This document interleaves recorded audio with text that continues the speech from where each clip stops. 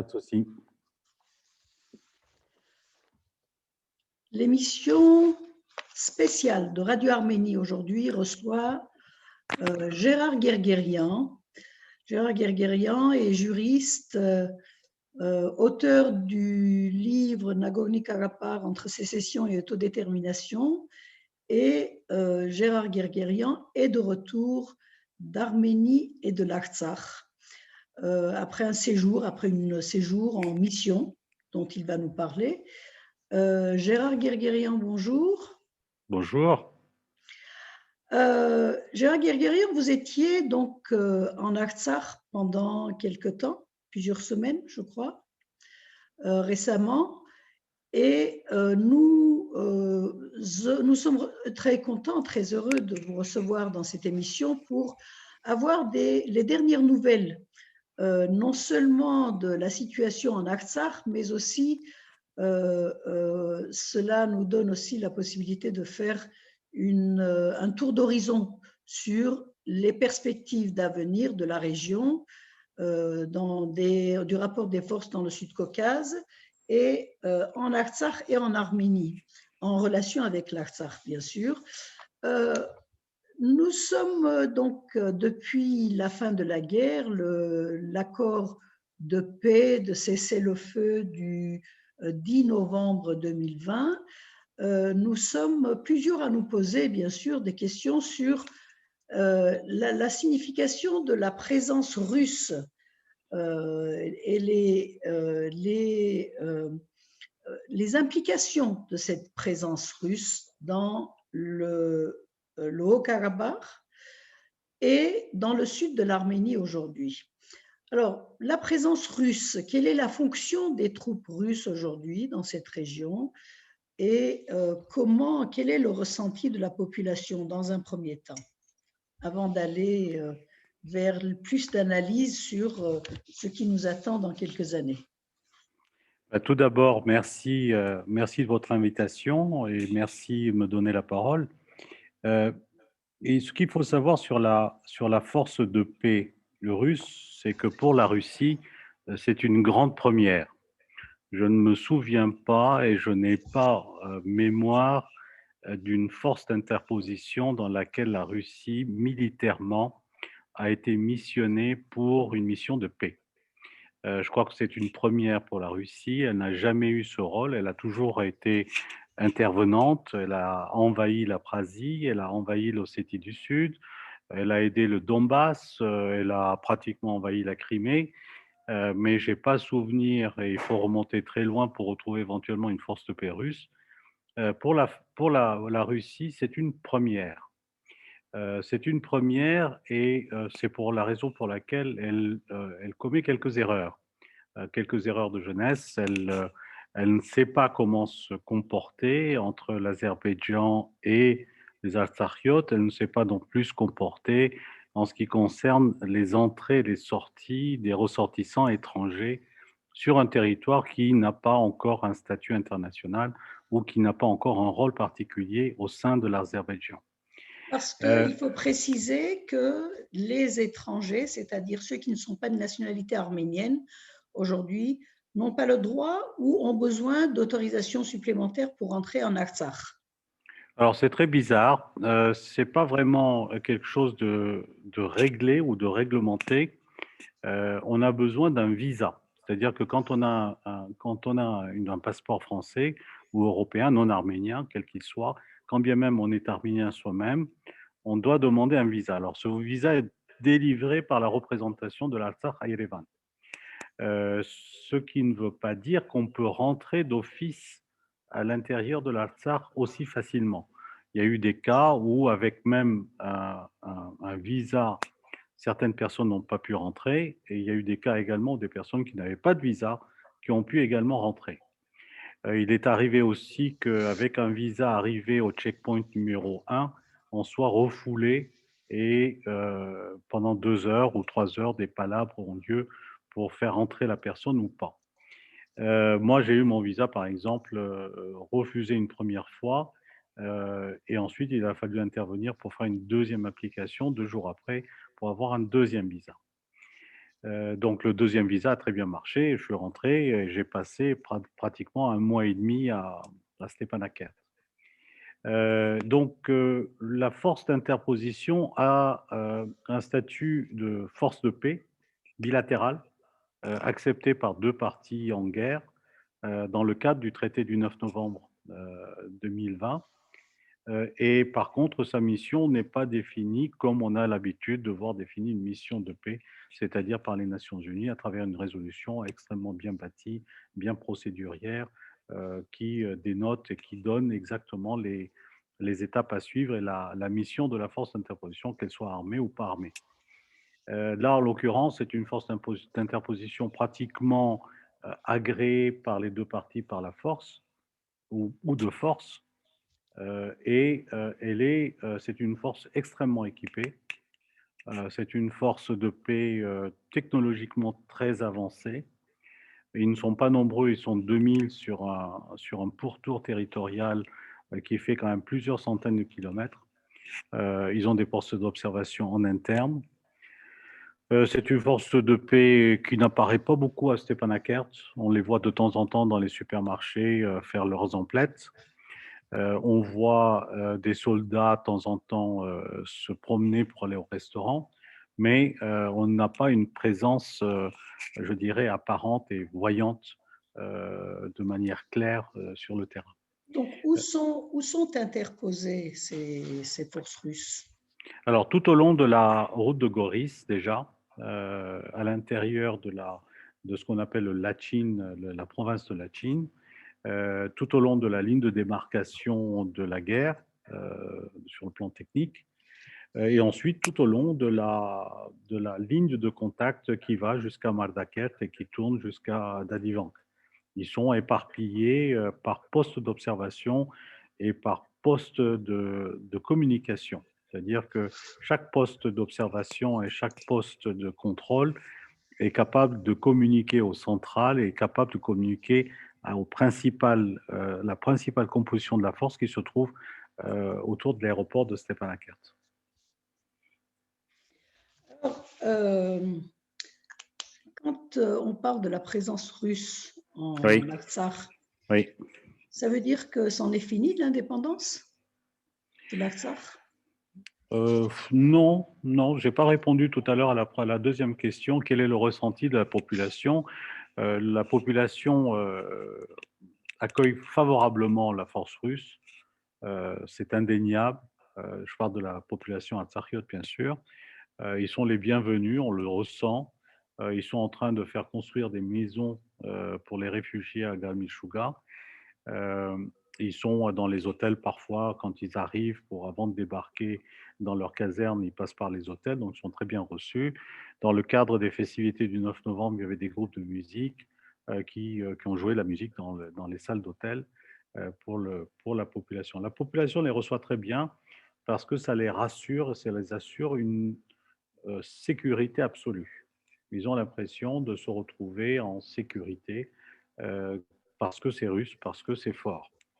Ceci étant dit, le ressenti qu'on peut avoir, nous, par rapport à la population, c'est que tout le monde se pose la question du futur, c'est-à-dire dans 3 ans et demi, 4 ans et demi, qu'est-ce qui se passe lorsque l'accord va se terminer? On va en parler tout à l'heure. J'aurai quelques Voilà. questions sur ce sujet aussi. Donc la Mais situation donc, est... les idées qui circulent en Artsakh à propos du futur, des perspectives, tournent autour de quoi? Quelles craintes ils ont?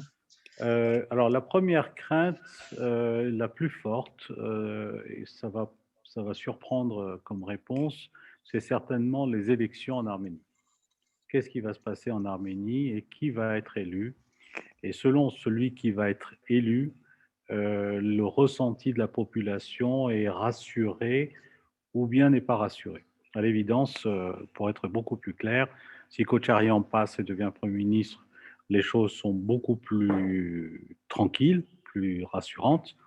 Si Kocharyan ne passe pas et que Pachinian demeure, il est clair que beaucoup de personnes se poseront de la question de savoir si elles vont rester ou si elles ne vont pas rester.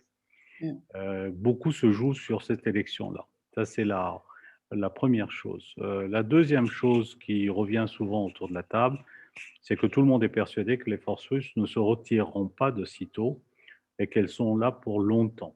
Donc, lorsque quelqu'un ose dire que l'accord est pour 5 ans ou qu'Aliyev a déclaré que d'ici quelques mois ou quelques années, l'Azerbaïdjan aura occupé l'intégralité du territoire, personne ne le croit du côté artsakiote parce que tout le monde est persuadé que la force russe est là pour être pérenne.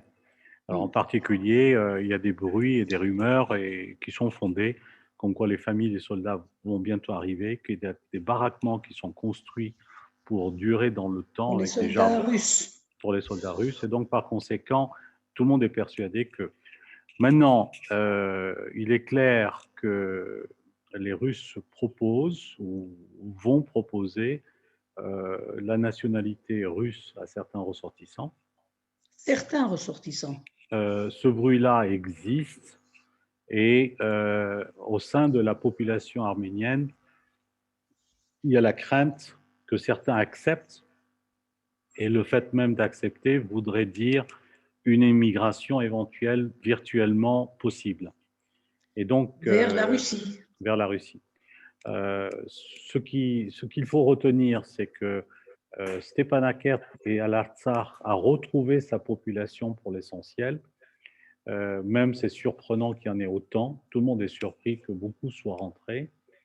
On dit de l'ordre de 120 000 à 130 000 personnes sont sur place. Les 20 000 restants sont en Arménie, entre 20 et 25 000, mais c'est ceux qui voudraient plus rentrer parce qu'ils faisaient partie de la classe moyenne. Donc tous les réfugiés sont à Stepanakert, toutes les familles qui ont du travail sont en Artsakh, les enfants sont avec eux.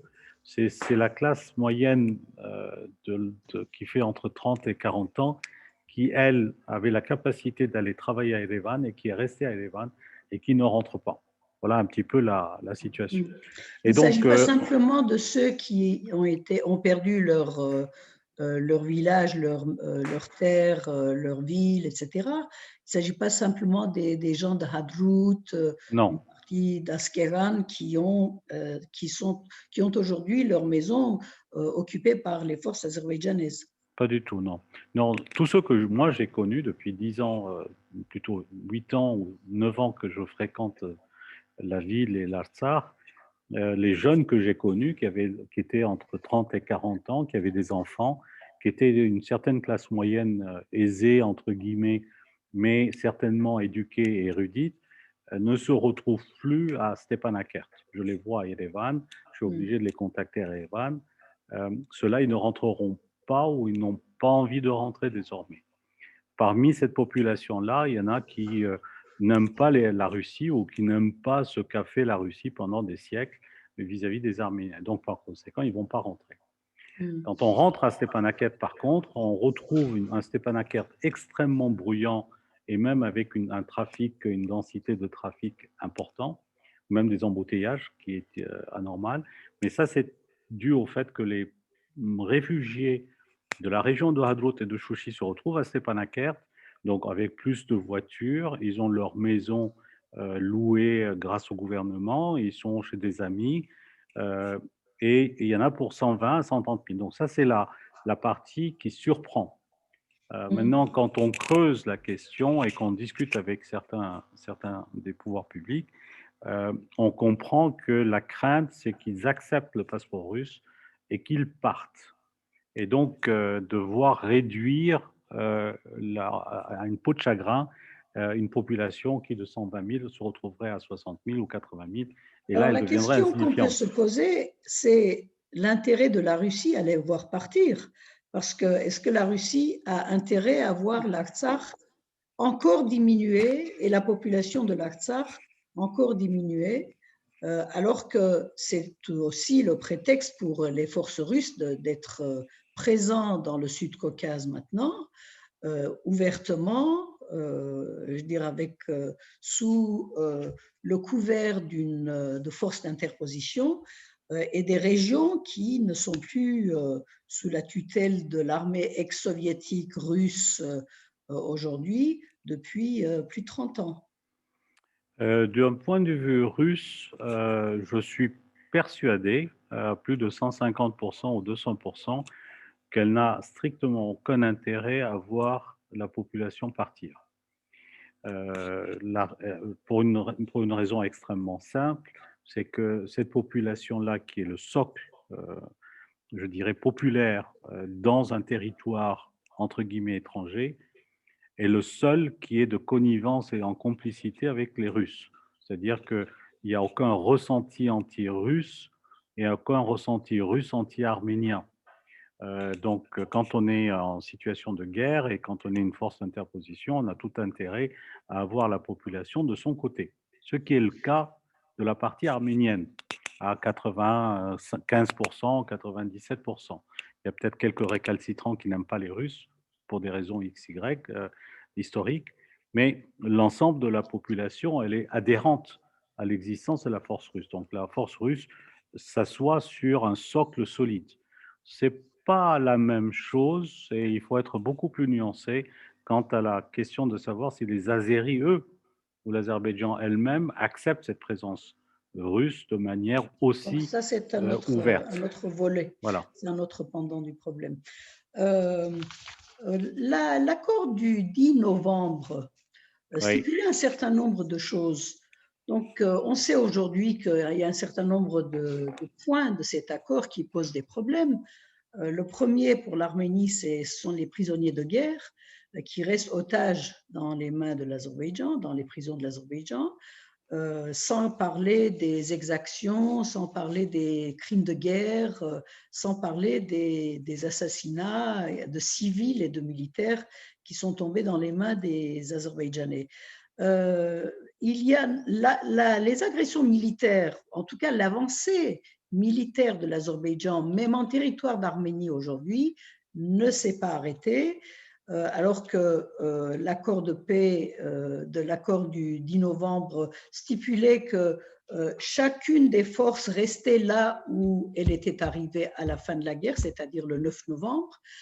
La jonction entre Nakhchivan et l'Azerbaïdjan aujourd'hui est très vague et très, en tout cas, ne se réalise pas, ne se précise pas du moins.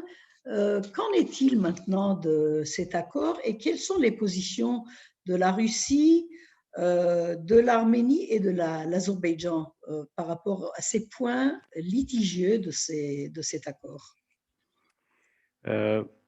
Alors, il faut clarifier un petit peu le traité du 9 novembre ou la déclaration commune du 9 novembre, comme on veut.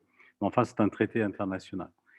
Le sujet principal, d'un point de vue de l'Arménie, en tant qu'Arménien d'Arménie, c'est certainement les prisonniers de guerre et c'est ce qui est mis en avant de manière flagrante.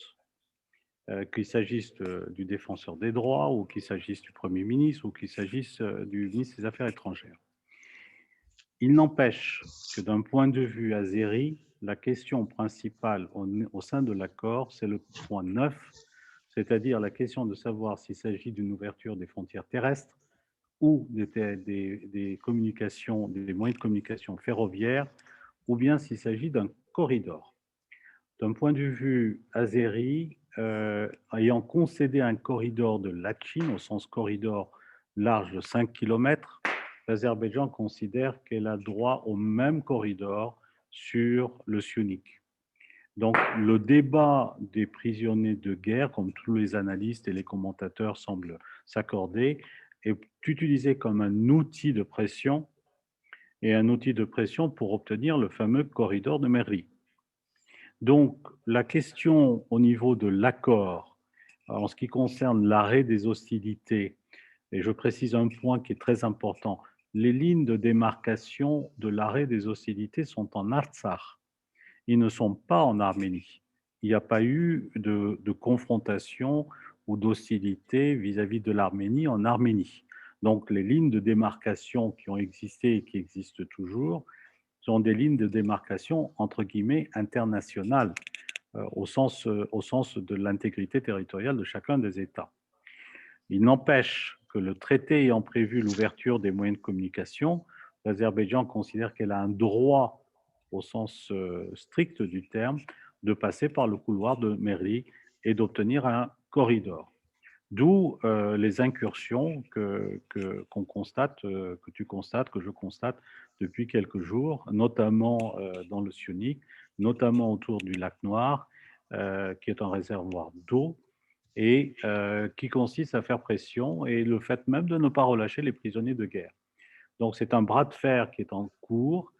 Le point qu'il faut retenir, c'est que l'Azerbaïdjan a le vent en poupe de quelqu'un qui a gagné la guerre et qui se retrouve en situation de force sur le terrain.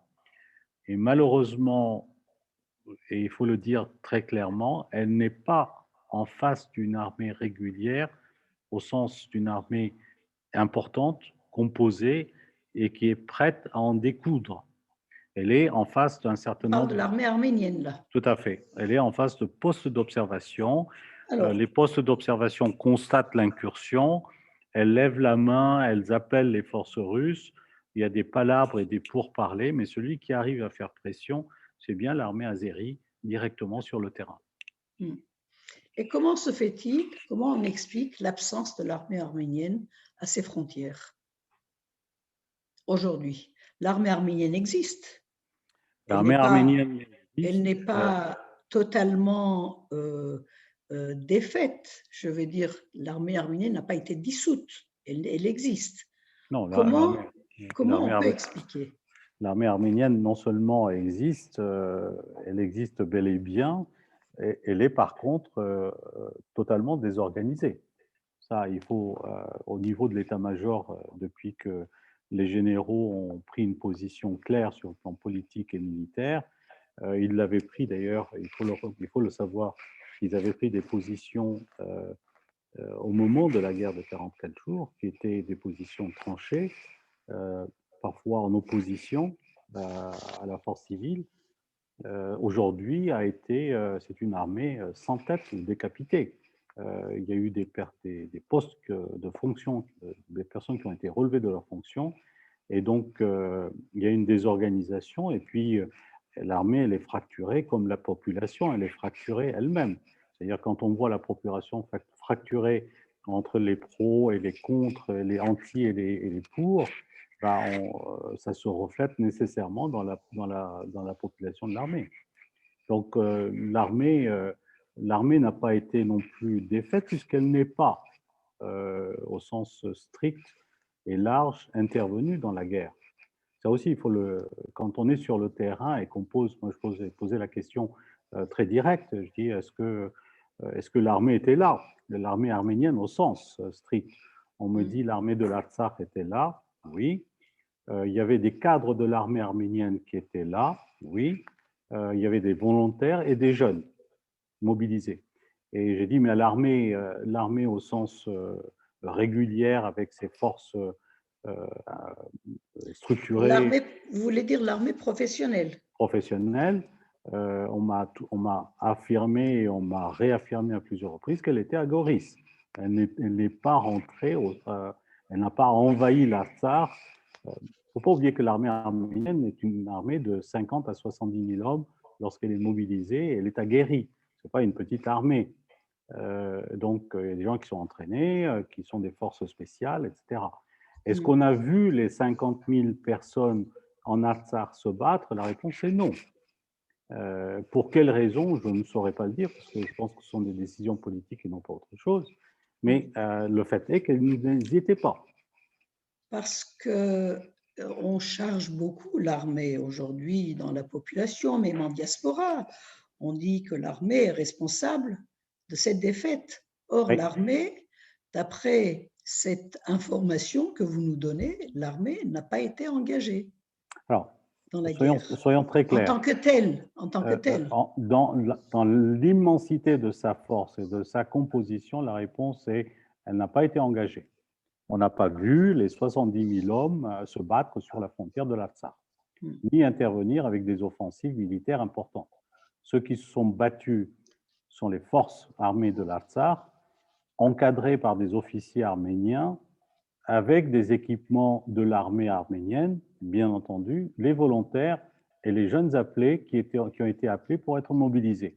Mm. Et il y en a certainement un certain nombre qui sont également intervenus pour aider l'armée. Mais quand je dis l'armée n'était pas, c'est-à-dire que les 70 000 hommes mobilisables ne se sont pas retrouvés sur le terrain militaire. Ça, c'est clair. Mais à n'importe qui à qui on pose la question, tout le monde lève les yeux au ciel, tout simplement. Gérard Guerguerian, on parle de la sécurité de l'Artsakh, mais aussi de l'Arménie aujourd'hui, avec ses incursions en territoire, dans le territoire notamment de la région du sud, du Sunnique.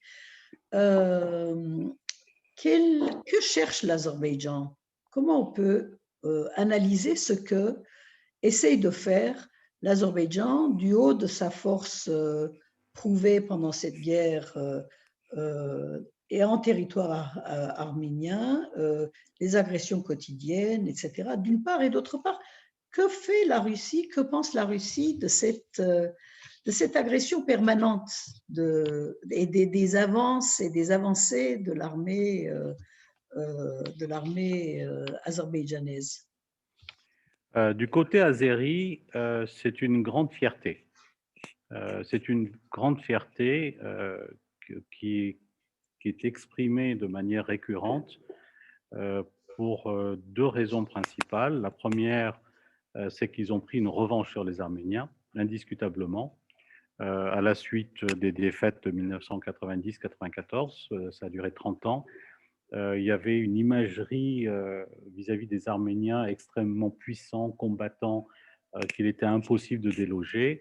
Et ils sont arrivés à les déloger, à les combattre et même à gagner la guerre. Donc il y a une fierté évidente.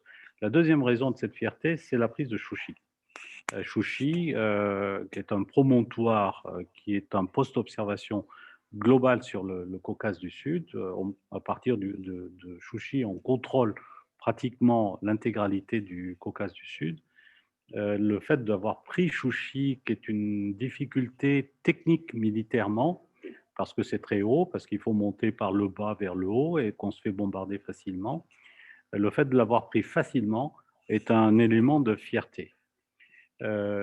Les Azéris, sur cette base de fierté, veulent leur jonction avec le Nakhichevan. Ils ont atteint leur but de guerre, ils ont atteint leur but politique.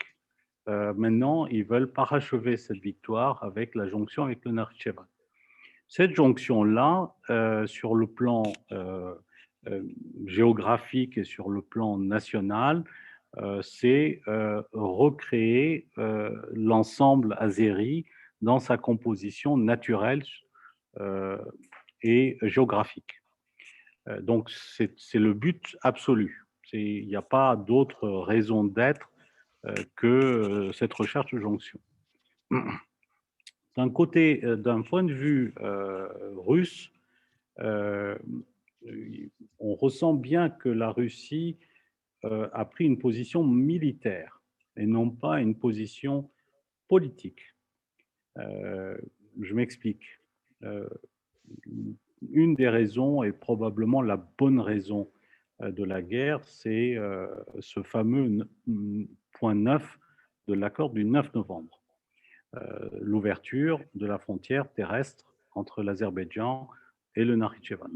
Donc, le passage obligé en souveraineté arménienne d'une route dite, entre guillemets, internationale qui pourrait se retrouver comme un couloir ou qu'un corridor. Le but de guerre, parmi d'autres, mais en principal celui-ci, est lié à une réalité économique évidente qui est la fameuse route de la soie.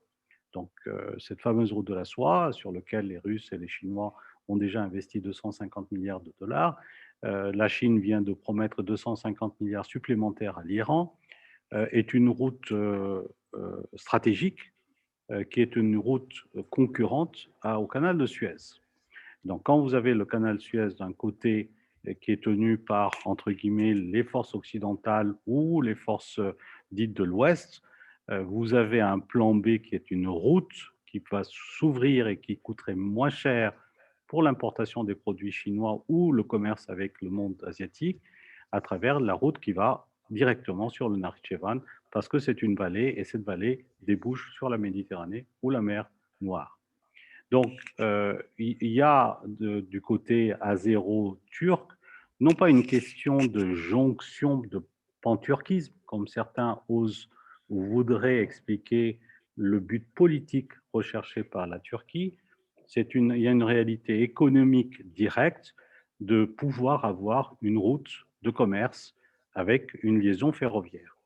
Sur ce Vous terrain-là, pensez qu'il n'y a pas d'élément panturquiste dans cette si question d'ouverture? l'élément panturquiste est un outil de conviction ou d'explication. Ce n'est pas un outil qui explique le pourquoi de se retrouver à 500 milliards de dollars sur un terrain d'ouverture de route qui justifierait les 500 milliards. Il faudra m'expliquer en quoi le panturquisme, quel qu'il soit, coûterait aussi cher dans sa vision stratégique de devoir dépenser 500 milliards.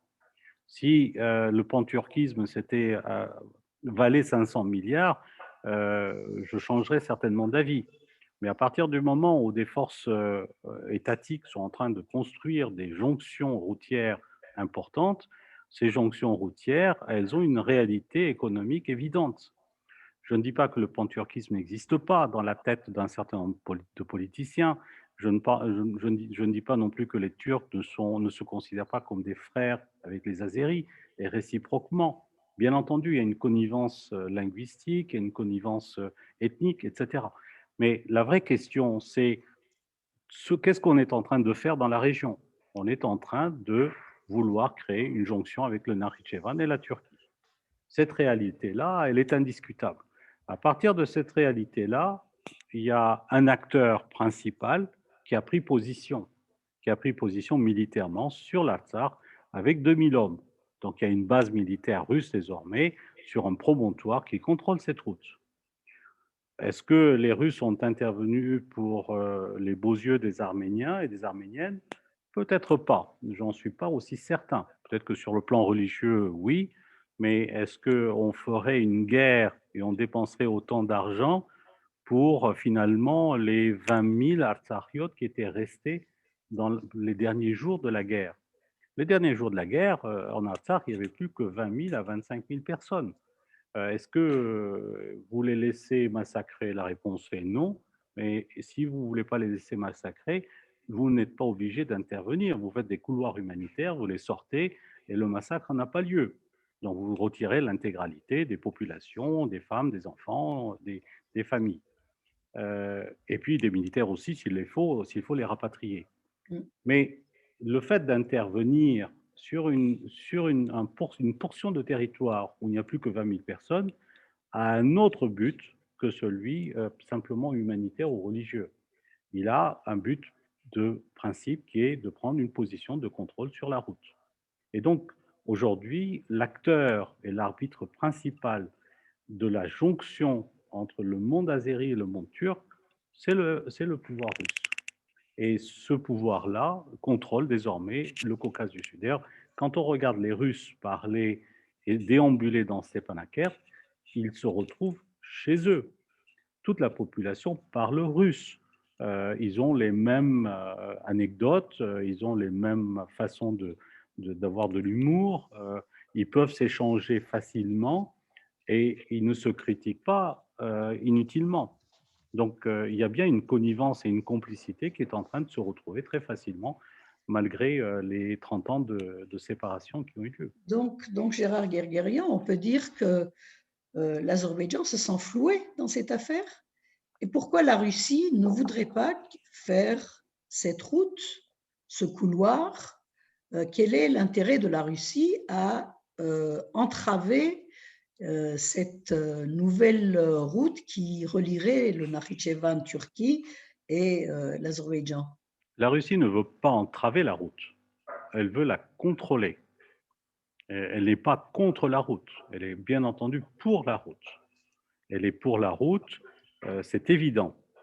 C'est elle-même qui a investi autant de milliards avec la Chine. La question de vouloir la route ne se discute même pas du point de vue russe. Donc elle ne va pas l'entraver, elle veut simplement avoir le contrôle sur cette route le contrôle lui est donné par sa présence en Artsakh désormais, et le contrôle va lui être donné si la frontière terrestre à Merili est une frontière terrestre arménienne. Si elle devient un corridor, c'est-à-dire sans souveraineté arménienne, la Russie n'a strictement aucune possibilité de contrôler ce corridor.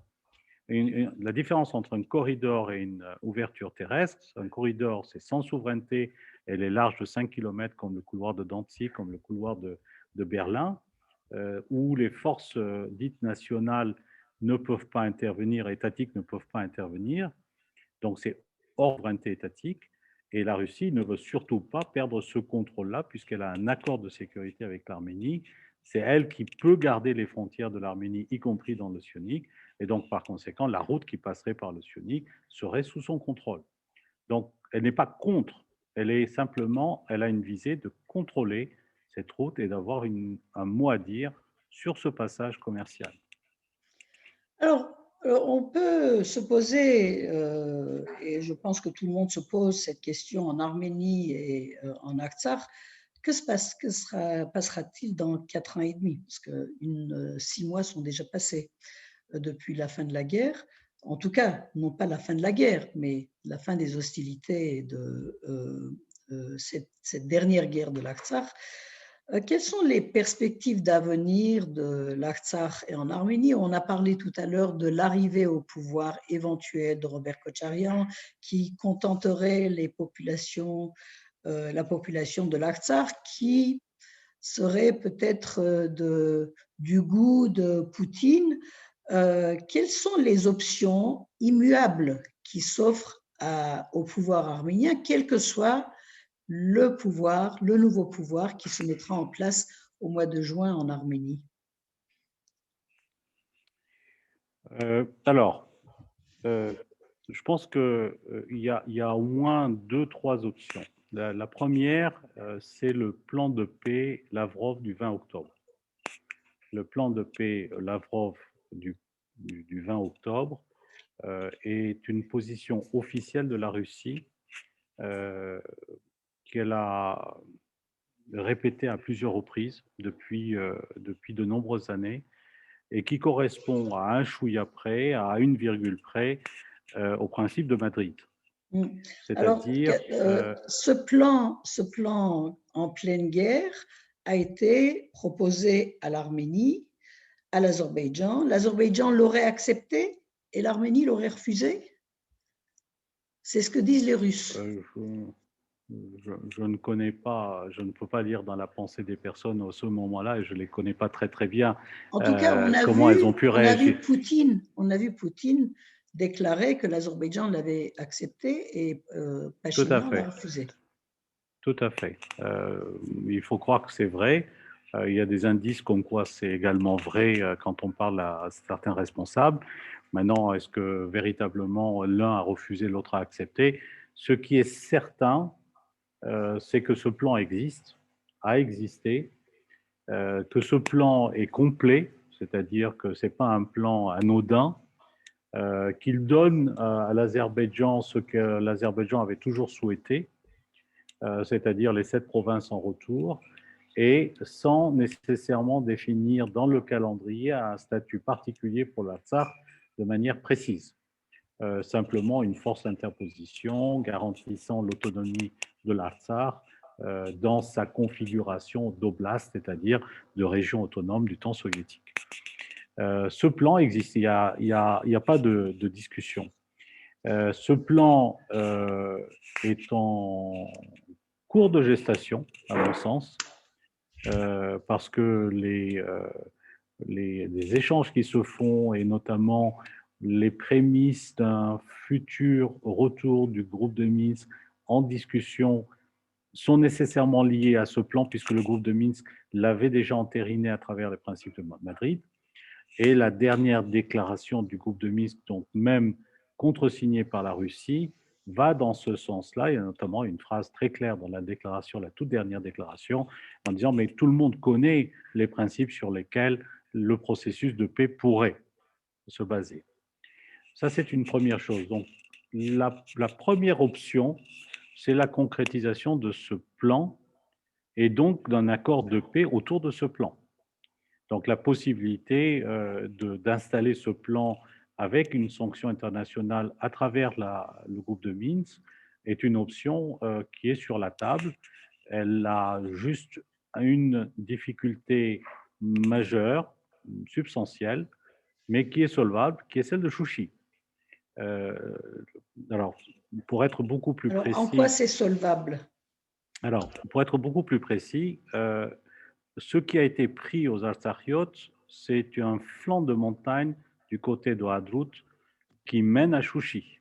Donc, c'est essentiellement deux villes avec quelques villages autour, mais Hadrout et Chouchi et un pan de montagne. L'essentiel du Karabakh n'a pas été envahi au sens de la montagne du Karabakh, la montagne Artsakhiot. Ensuite, les routes de démarcation entre les différentes forces qui vont jusqu'en Arménie sont des zigzags innombrables entre une présence russe, une présence arménienne, une présence azérie, une présence arménienne, une présence azérie.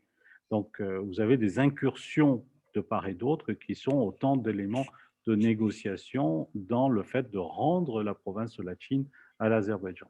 Puis ensuite, vous avez la route du Nord, qui est la route de Mardaket à Valdenis. Elle aussi, elle est entravée pour les Azéris parce qu'ils ne peuvent pas passer jusqu'au Kelbadjar sans les convois de l'armée russe. Et donc, par conséquent, il y a un certain nombre d'éléments de négociation dans le détail qui pourraient permettre un retour d'une configuration dite de région autonome, sauf la question de Chouchi. La question de Chouchi est une question de fierté à la fois azérie et arménienne, parce que Chouchi représente dans la légende et dans le mental de beaucoup de personnes quelque chose de très important. C'est cette difficulté-là qui n'est pas Mais la aujourd'hui... position stratégique de Chouchi aussi est considérée Bien sûr, bien comme sûr, importante, bien pas sûr, seulement au niveau du symbole. tout à fait, tout à fait. Et donc, si plan de paix il y a, c'est une option. La deuxième option sur laquelle beaucoup de personnes misent aujourd'hui, c'est le changement de régime à Yerevan, c'est-à-dire l'élection de Kocharyan, qui, en tant que personnage, est un homme fort, qui est très proche des Russes, qui a de bonnes connivences avec la Russie, avec le monde socio-économique russe, malgré ses déboires historiques sur le plan personnel et sur le plan financier. Il n'empêche qu'il représente une figure de proue et la meilleure preuve en est qu'aujourd'hui, il a effacé pratiquement toute l'opposition vis-à-vis du Premier ministre actuel. C'est-à-dire que les Manoukians, les 16 partis, personne n'en parle plus et on ne parle que de Kocharyan et on ne parle que de lui en tant que force montante avec un enthousiasme au niveau de la population qui est très sensible. Et quand bien Alors, même... en même temps, j'interromps pour dire une seule chose. En même temps, donc, Kocharyan est très, très craint pour différentes choses, parce qu'il y a eu une diabolisation qui a été faite pendant l'époque avait à juste titre pour certaines choses, bien sûr, hein, pendant l'époque de Pachinian. Et il y a une crainte qui circule aujourd'hui sur un rapprochement avec la Russie tel que l'Arménie perdrait l'ensemble de ses options et de sa souveraineté, le peu de souveraineté qui lui reste aujourd'hui. Alors là, c'est une lecture, une grille de lecture occidentale. Je serai très critique sur cette grille de lecture parce que c'est d'un point de vue à partir de la France, à partir de l'Europe, qu'on est en train de déchiffrer et de décrypter ce qui est en train de se passer sur place. Mais on parle aussi en Arménie. En Arménie Oui, aussi, il y a cette idée. Dans l'opposition à Kocharyan, il y a cette idée.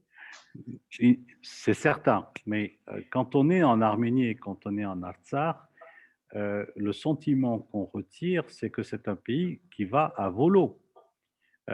C'est-à-dire, c'est un pays en Arménie qui n'a plus envie de s'occuper de l'Artsakh.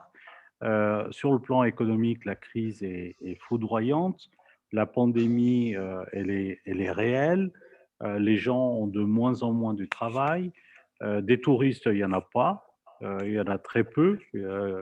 Sur le plan occidental, on les compte sur les doigts d'une main. Certains Russes viennent passer un peu leurs vacances désormais parce qu'ils ne vont plus à Ankara parce que les frontières avec la Turquie ont été fermées sur le plan aérien. Mais ce n'est pas un pays où l'économie est florissante. Donc, en plus la guerre, en plus la défaite, en plus le clivage interne, c'est plus un pays structuré. À partir de là, beaucoup de personnes, même si elles sont en opposition à Kocharyan, euh, sont enclines à dire et à affirmer qu'elles dépasseraient ces éléments d'opposition pour qu'il y ait un homme fort qui puisse tenir tête au monde azéri. Alors, en Artsakh, c'est évident parce qu'ils sont tout seuls désormais, ils sont comme des orphelins, personne ne les aide de l'extérieur, il n'y a plus d'aide extérieure flagrante, sauf la force russe qui leur apporte certaines aides. Sur le plan politique, ils sont un petit peu seuls aussi. Et donc, Kocharyan représente pour eux une solution évidente, parce que c'est un homme fort, parce qu'il sait réorganiser l'armée, parce qu'il sait redonner du souffle sur le plan militaire, etc. Et en Arménie, le socle, qui était un socle très solide jusqu'à présent, à mon avis, est en train de s'effriter, même sur l'argument, surtout ne faites pas revenir les anciens corrompus. C'est mon sentiment intime. Merci. Euh, on était sur cette question des perspectives d'avenir en Artsakh et en Arménie et les options. Donc, bon, on parle aujourd'hui donc du groupe de Minsk désiré, du retour du groupe de Minsk aux négociations. On sait que la France veut, les États-Unis veulent, la Russie veut, l'Arménie veut, l'Azerbaïdjan est réticent et la Turquie, bien entendu, puisque si le groupe de Minsk revient aux négociations, ce sera dans le même format, c'est-à-dire avec la triple présidence du groupe de Minsk, Russie, France, États-Unis. Et la Turquie n'a pas réussi à ce jour à s'imposer, l'Azerbaïdjan n'a pas réussi à imposer la Turquie, ou voire même le changement, le remplacement de la France par l'Union européenne ou la Grande-Bretagne ou par éventuellement l'Allemagne.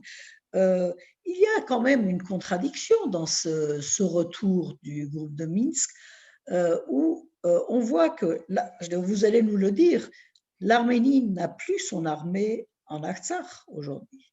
L'Arménie n'envoie plus ses soldats et son armée faire le service militaire en Artsakh. En tout cas, l'Arménie n'assure pas la sécurité de l'Artsakh aujourd'hui. Or, c'est l'accord de paix a été signé par l'Arménie et c'est l'Arménie, encore une fois, qui va faire partie des négociations. Il y a tout de même une contradiction fondamentale dans cette affaire. Euh, alors, j'ai un propos un tout petit peu plus nuancé sur le groupe de Minsk.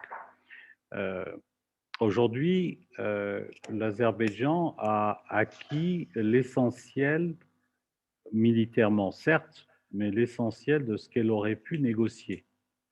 C'est-à-dire que la partie de négociation de l'Azerbaïdjan en tant qu'Azerbaïdjan est déjà acquis pour l'Azerbaïdjan. L'Azerbaïdjan a gagné la guerre, l'Azerbaïdjan a obtenu l'ouverture d'une frontière terrestre avec le Nakhitchevan, d'une jonction de communication. Elle a retrouvé ses provinces. Il reste pour elle à négocier éventuellement un statut éventuel sur une région autonome. Et donc, dans le cadre de l'Azerbaïdjan. Dans le cas de l'Azerbaïdjan, qu'elle peut éventuellement accepter ou qu'elle peut éventuellement refuser selon le rapport de force qui sera installé.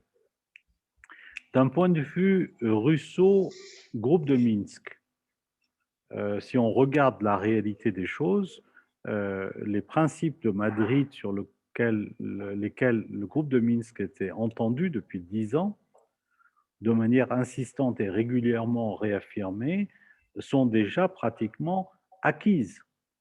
Alors, elles ont été acquises par la force militaire, certes, mais le couloir de la Chine est acquis. Le fait que la population soit préservée et protégée est acquise. Les 7 provinces ont été rentrées. Il reste pas grand-chose à négocier d'un point de vue du groupe de Minsk. Le Euh, pour, statut, la, pour le statut n'était pas dans les principes de Madrid. Attention, les principes de Madrid avaient annoncé un certain nombre de de procédures à respecter, 2 provinces rendues, 5 ensuite, un référendum éventuel sans calendrier, une oui. force d'interposition pour assurer l'autonomie. Mais ils n'ont pas dit que le statut futur de l'Artsakh serait tel.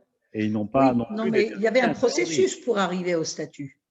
Il y avait un référendum qui était Il y avait un énoncé dans... référendum qui Tout à devait fait, décider du statut. tout à fait. Mais quand? Quand? À quel moment? Effectivement, effectivement, c'était en Sans suspens. calendrier, je peux promettre... Et référendum avec quelle population aussi, c'était en suspens.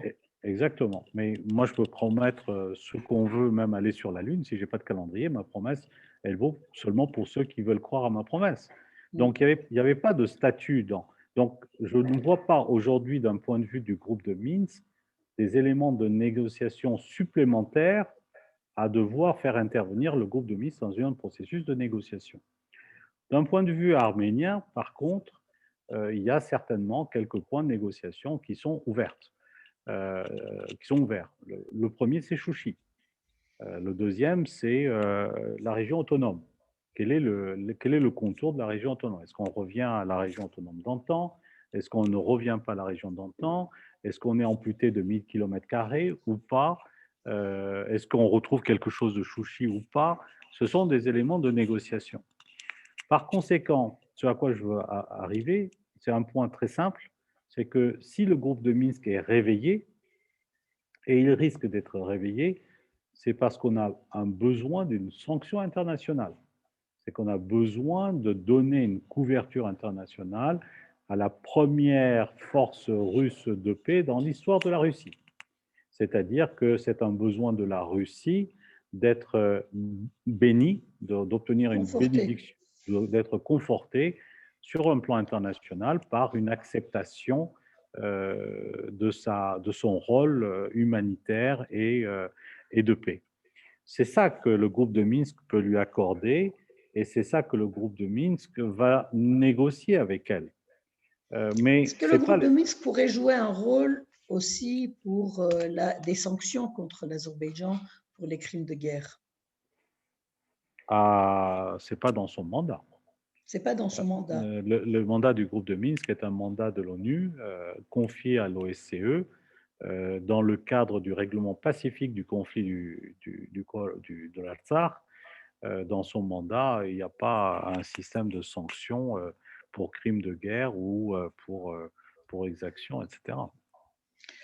Euh, Est-ce que, Gérard Guerguerian, le retour du groupe de Minsk ne donnerait pas à la Russie d'autres cartes euh, en dehors d'être conforté par l'ONU, en tout cas de recevoir un mandat officiel par l'ONU pour ses forces d'interposition, est-ce que la Russie n'est pas intéressée par le groupe de Minsk pour euh, se, en tout cas pour pouvoir jouer plus librement vis-à-vis de la Turquie et de l'Azerbaïdjan dans le conflit? C'est le même argument. Si elle est confortée par une bénédiction ou une sanction internationale, Ça lui permettrait. elle retrouve une marge de manœuvre par la force des choses beaucoup plus large Est-ce que la qu'aujourd'hui. Russie a besoin de plus de marge de manœuvre aujourd'hui? Bah, sa marge de manœuvre, elle est limitée dans le temps. Elle est limitée à 5 ans dans l'accord. Donc en réalité, sur un plan formel des accords, sa marge de manœuvre a un couperet qui intervient dans 4 ans et demi désormais. Donc si elle veut sortir de cette marge de manœuvre et retrouver quelque chose de plus large, une sanction et une résolution des Nations Unies à travers le groupe de Minsk ou la négociation entre guillemets du groupe de Minsk pour ce qu'il en reste, lui donnera une marge de manœuvre beaucoup plus large. Mais c'est la même question et c'est le même argument. Pour terminer cet entretien, je rappelle que Gérard Guerguerian, vous êtes le directeur du Centre de la francophonie nouvellement créé à Stepanakert. Le centre s'appelle Paul Éluard et la construction se termine ces jours-ci et il y aura bientôt l'inauguration de ce centre de francophonie à Stepanakert. Où en est ce projet de la francophonie à Stepanakert par la création de ce centre? Ben, le bâtiment est terminé. Euh, il est en train d'être nettoyé. Les vitres sont en train d'être rendues propres. Le sol, le jardin est en train d'être aménagé. Le centre fonctionnera sur un plan opératoire le 15 juin, si tout va bien, et on procédera à une ouverture officielle le 15 septembre, entre le 10 et le 15 septembre. C'est un centre de la francophonie. Pour ceux qui croient au futur euh, dans un cadre de paix avec l'Azerbaïdjan, où il y aura un compromis, et je l'espère qu'il y en aura un, quel que soit ce compromis accepté par les deux parties, il est clair qu'un centre de la francophonie à Stepanakert aura un rôle majeur sur un plan à la fois symbolique et culturel. Ce n'est pas un centre politique, loin de là, c'est un point d'ancrage culturel, mais son importance en tant que centre, vu l'importance du bâtiment, vu la grandeur du bâtiment, va nécessairement lui donner un cachet d'importance que personne n'avait entrevu avant même de sa construction. Il est sur 3000 mètres carrés. C'est un bâtiment moderne en pierre noire de Goumri. Sur le plan architectural, il a une partie conviviale de restauration, de café pour jeunes. Et puis, il a une autre partie avec une salle polyvalente pour des concerts, du théâtre, du cinéma et des salles de cours, bien entendu. Il est axé sur des projets entre la France et l'Artsakh, c'est-à-dire que ce n'est pas un outil d'enseignement de la langue, on ne fait pas concurrence aux écoles et aux universités. On essaye d'améliorer le savoir-faire local par des passerelles avec des villes de France. Donc il y a un certain nombre de villes de France qui avaient signé des chartes d'amitié. On doit concrétiser ces chartes d'amitié et les matérialiser par des projets spécifiques. Donc je prends un exemple. Euh, on va ouvrir une boulangerie à la française avec une viennoiserie. Les deux filles qui vont travailler dans la boulangerie vont venir se former en France dans une ville qui a signé une charte d'amitié avec la France. Donc on va concrétiser un petit peu la réalité du papier et de l'amitié qui avait été signé entre deux villes, une ville de France et une ville de l'Artsakh. De la même façon, on va faire la même chose pour le tourisme. On est en train de faire la même chose pour les médecins. Donc, des médecins, aujourd'hui, apprennent le français pour venir faire un stage de perfectionnement dans un hôpital français au sud de la France. Donc, Alors, voilà ce un petit peu. centre était, dans un premier temps, ce centre était conçu pour, dans le cadre des activités qui visaient à sortir l'Artsakh de l'isolement où l'avait mis l'Azerbaïdjan. Aujourd'hui, après la guerre, c'est toujours la même vision de ce projet qui prévaut. Non, il a évolué. Il joue désormais un rôle petit, certes, limité, certes, dans le développement économique. C'est-à-dire que l'accent sur le développement économique sera beaucoup plus important que l'accent sur le plan culturel. C'est pour ça que j'insiste un petit peu sur un certain nombre de projets bien particuliers pour les concrétiser avec les villes de France et à chaque fois liés à de l'économique. Donc le tourisme est lié à l'économie, la boulangerie est liée à l'économie et on pense en particulier l'année prochaine de commencer à travailler sur le vin. Et comme il y a des villes qui ont signé les chartes d'amitié ou qui aimeraient bien en signer de nouvelles avec des villes de la Tsar, je vais essayer de favoriser la culture du vin et la culture de l'expérience et la dextérité en matière viticole et vinicole. Donc voilà un peu ça a changé. C'était auparavant, jusqu'à présent, linguistique, c'est-à-dire on enseignait la langue le français pour le parler, etc. Là, on va l'axer pour le développement économique et bien entendu, il y aura un cachet culturel qui va avec. Merci Gérard Guerguerian de nous avoir accordé cet entretien au retour d'Artsakh et nous aurons l'occasion de parler plus amplement de ce centre dont l'inauguration est prévue bientôt. Pour le 15 septembre, entre le 14 et le 15 septembre, la date définitive n'est pas Donc. figée. Tout à fait. Merci beaucoup pour cet entretien. Merci à vous. Au revoir. Au revoir, merci.